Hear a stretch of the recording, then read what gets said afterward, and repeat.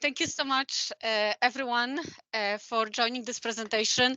For visibility, I've invited all my stakeholders. So my GM partners on both Braxer and Preventive Care. Hi, John. I'm glad you made it. R&D, John, because we work a lot on different projects. I invited our customer service representatives. I know, Samantha, you are on these calls, but I also work with Michelle and Charles. And they often have questions. I just want to make sure that the team, everybody can see like what we are doing. And then if you have questions, I try to make it so that there will be time to ask questions. And thank you, Lisa. So let's start. So first, I'm going to go over our overview of Braxer and what we've done. So in Q4, we had two kind of biggest undertakings that we've done in addition to all the work that we are doing. So basically, we developed a new campaign which captures two generations of Braxer users. As most of you know, the market has been undergoing a generational change, and we see baby boomers doctors being replaced by millennial doctors. And most of you have seen the statistics showing by 2035, millennials will make 70 to 75% of the workforce. So although all our campaigns target different segments of the audience, and for this particular one, we just want to send a message to both generations of dentists, specifically also because Glidewell as a lab, we've been in business for 50 years. So we just want to make sure that the younger dentists know that we keep up with technology and such, and we know that they know. But it's good to have a campaign about that as well. In addition to that, with this new campaign, we also started we developed a little bit different landing page. So Q4 was the time when we decided to revamp our landing pages. It was November, December were the months where we just started seeing a little bit more on the UTM side. So UTM is a kind of like a QR code tracking that gives more visibility to customer behavior. So in other words, like if they click on something, what else they do, how much time they spend, where do they go next, and things like that. So this information is useful to us as marketers to help us design better campaigns, because at the end of the day, all campaigns have to be connected to KPIs.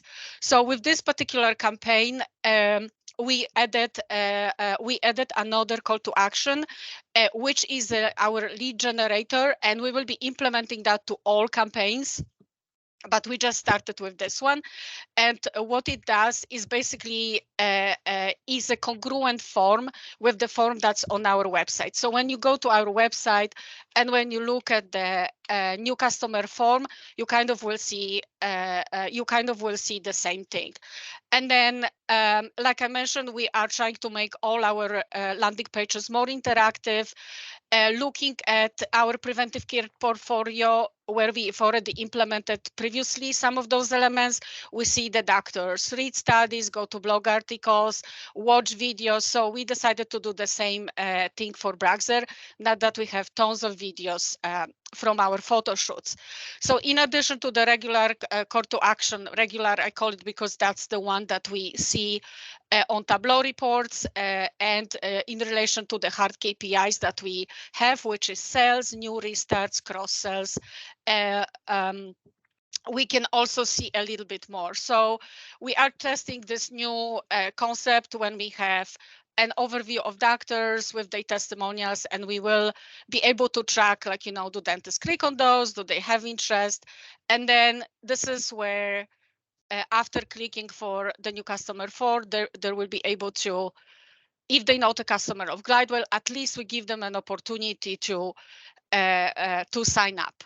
So we've tested this workflow with Nick Robb to just make sure that it's properly working. So that's kind of what's gonna be new. In addition to that, We also overhauled landing pages basically for all our campaigns, for all Braxer campaigns. We've added more visible before and after. So dentists are, as you know, right? They are tactile, but also very visual creatures. So dentists will see, they will look at the restoration, and with ease they can see, like, is it a stock image?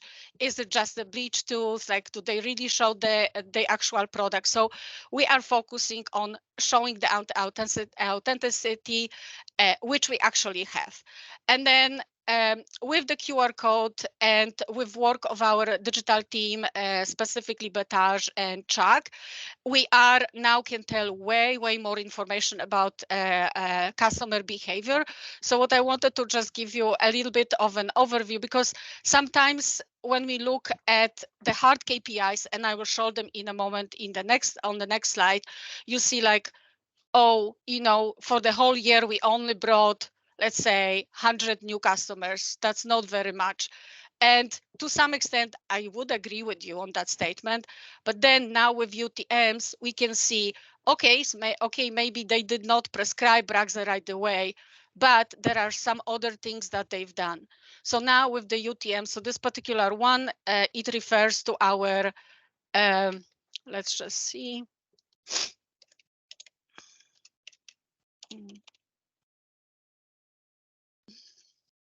So now we can see all the elements that as they relate to this campaign. Let me see, why is it not working again?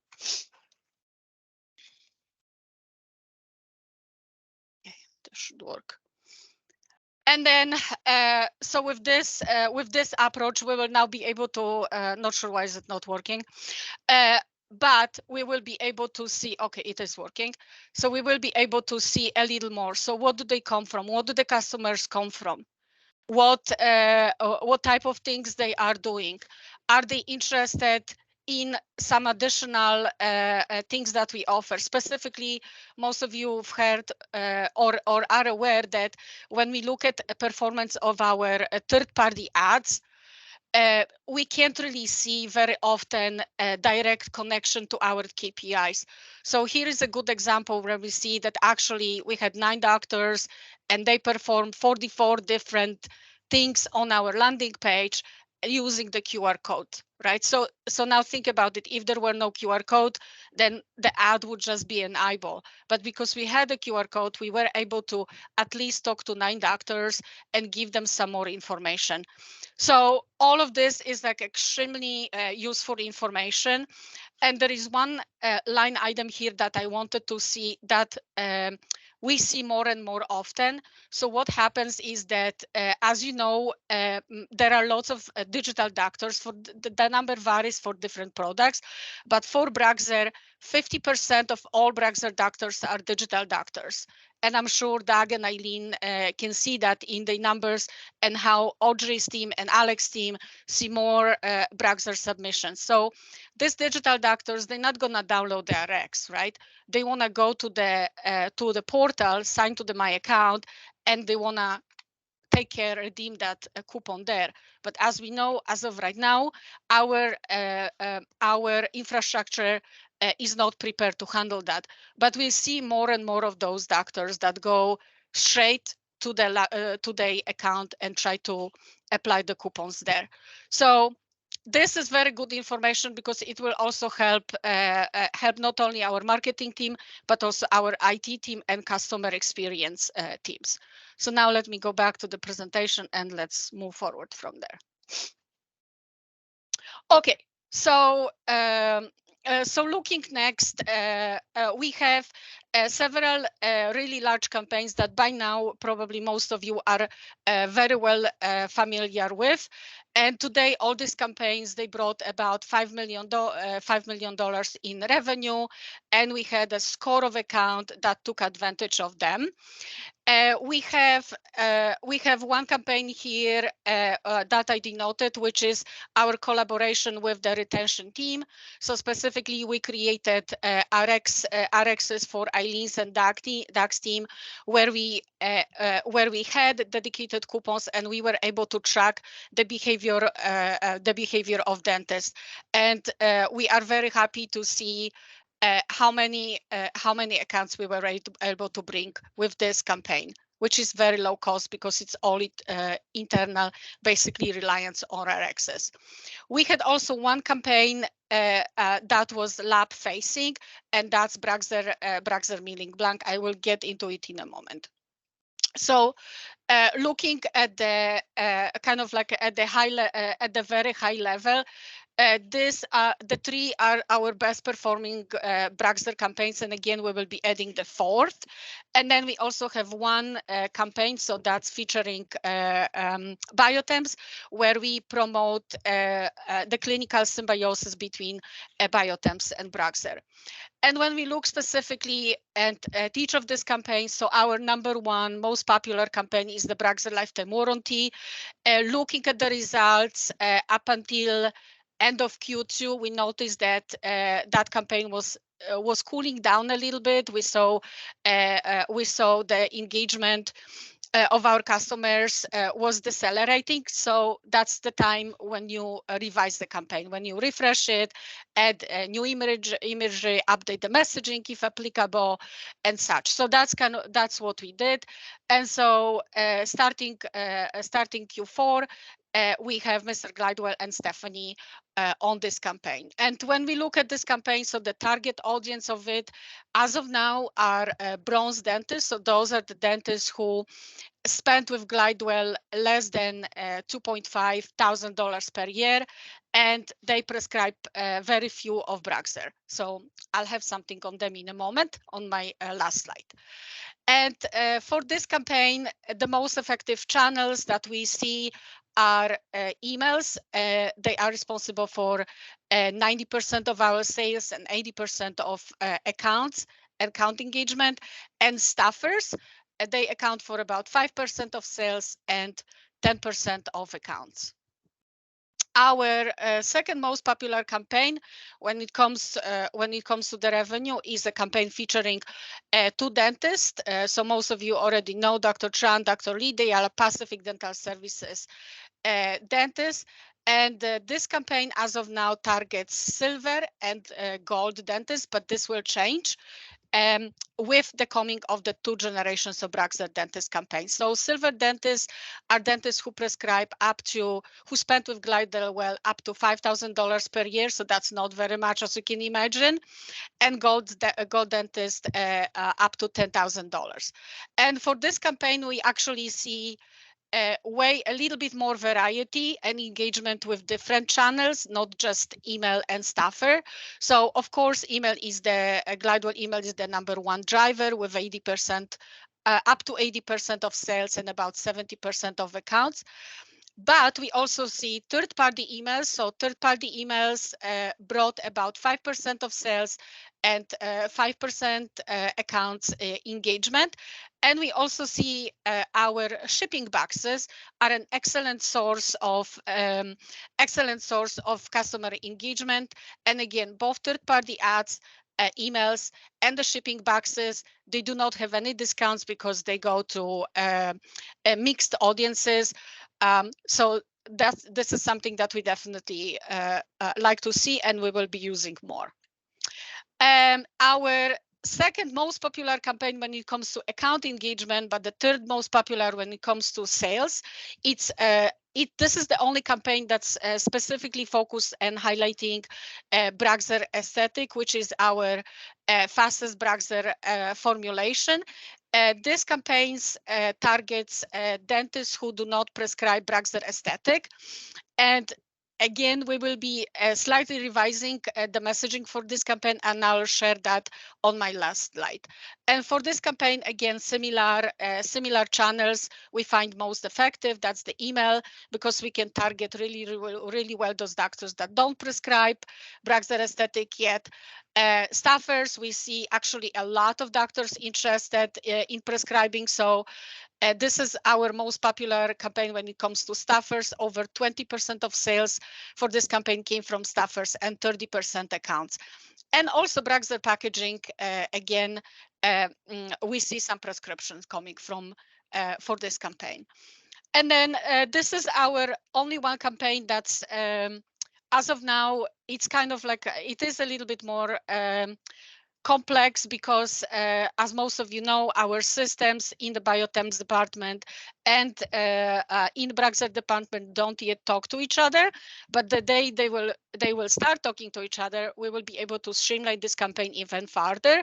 So right now, this is more like a two-step campaign. So step one is when we bring customers to biotemps, and step two, when we target the biotemps doctors, specifically the ones that don't complete their restorations with Braxer, and with a blessing from our finance, we are able to offer them 10% discount of the final restoration if they prescribe longer span restoration. So that's 3+ bridges. And again, for this one, because it's just purely internal, the channel effectiveness is kind of like more like 50-50 when we see staffers being as effective as emails. And this is our only one. There was a big change requested actually by Mr. Glidewell, where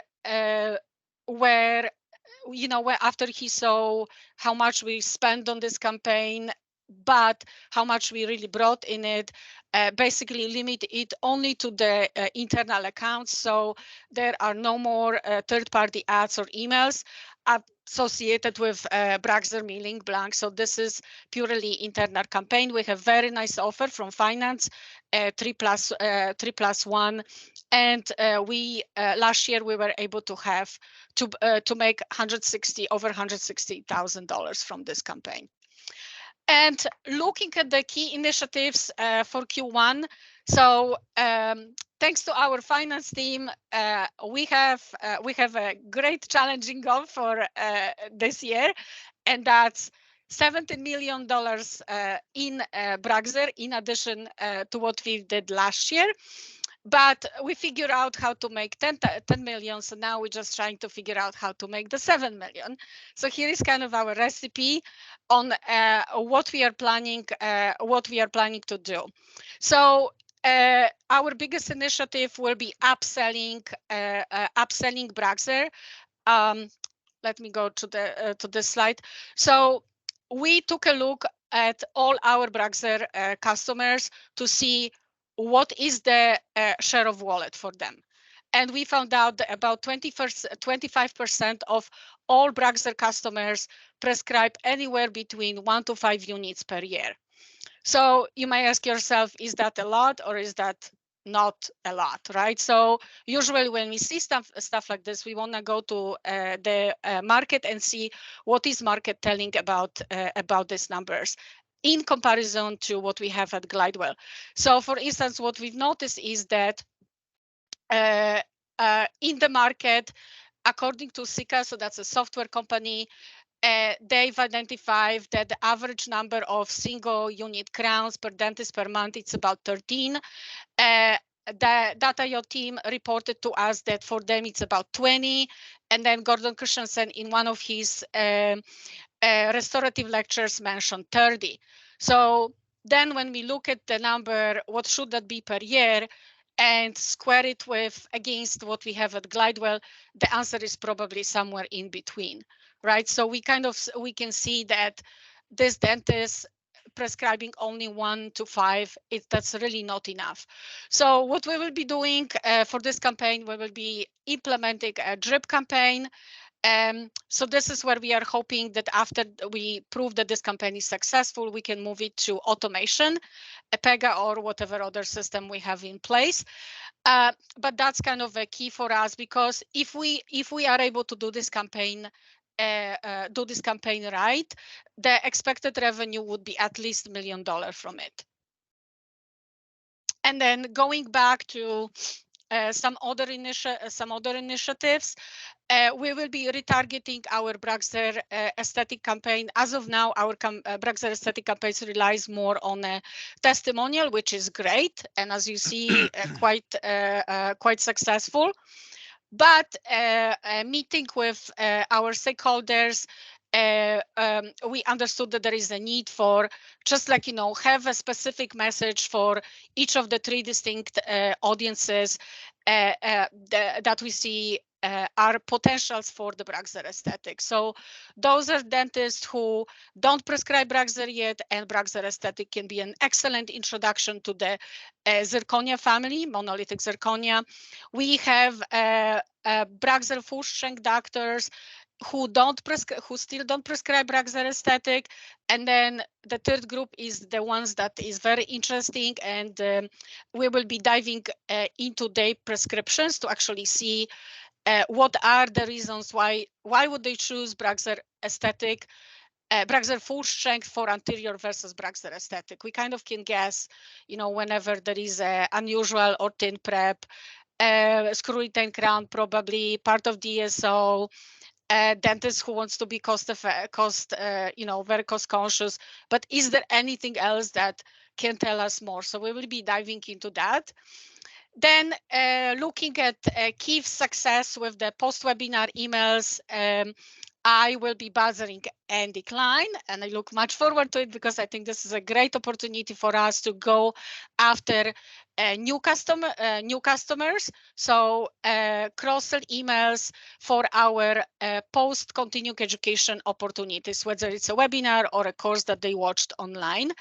And then we are also cooking a special campaign, probably using the Bragser 2 generations campaign for our platinum and diamonds customers. So those are the very high spenders. Those are doctors who spend 10,000, 20, 40 and more with us per year, and how we can reward them, but also still get some share of wallet from them.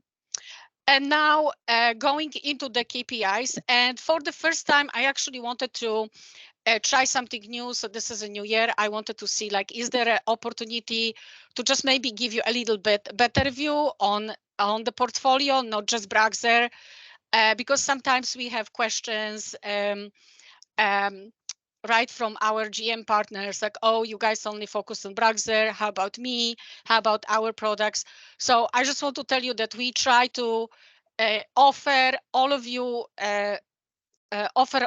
opportunity, right? So, but the best opportunity is if we can tie the product that you represent, your team represents, to Bragser. That's kind of how we did with Biotemps.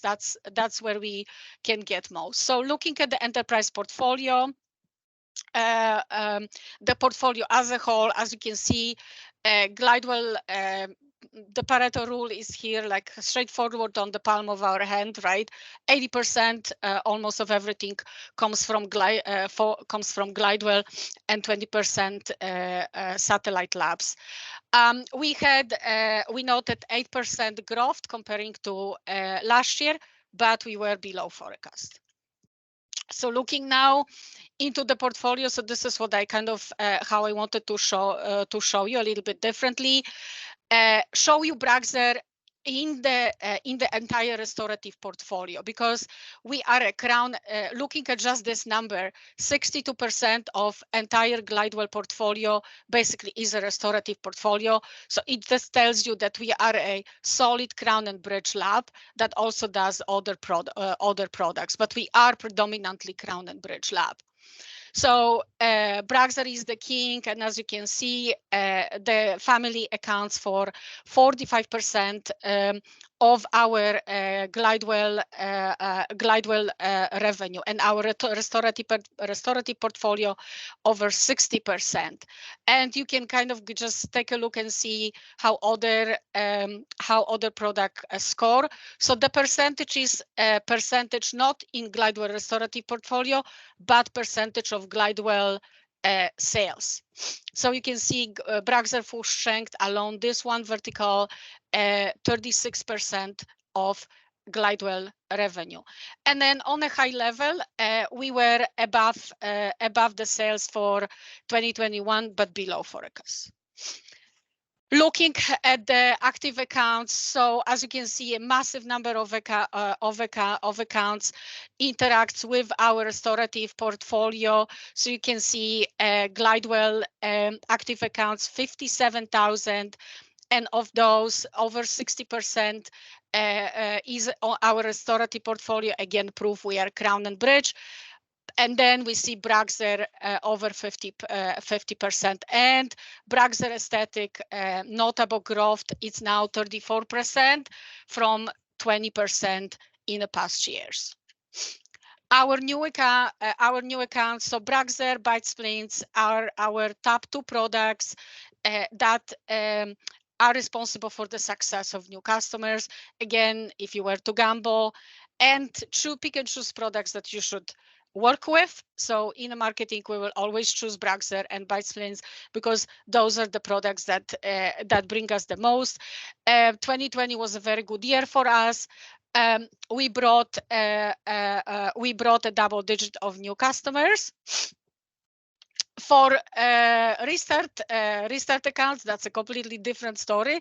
The dip is double digit. I know most of you say, well, 2021 was an unusual way. This was the way where we had the highest number of restorative, all post-COVID. So that's all true. And then again, looking at Braxer, 10% of restart customers come from it. And then cross-sell accounts, also effective. We still have, as I was mentioned, we still have a possibility to cross-sell specifically with Braxer aesthetic, but also this is the place where we can bring and present other products as part of our restorative portfolio. And this concludes my presentation for Braxer. If there are any questions, we have 2 minutes.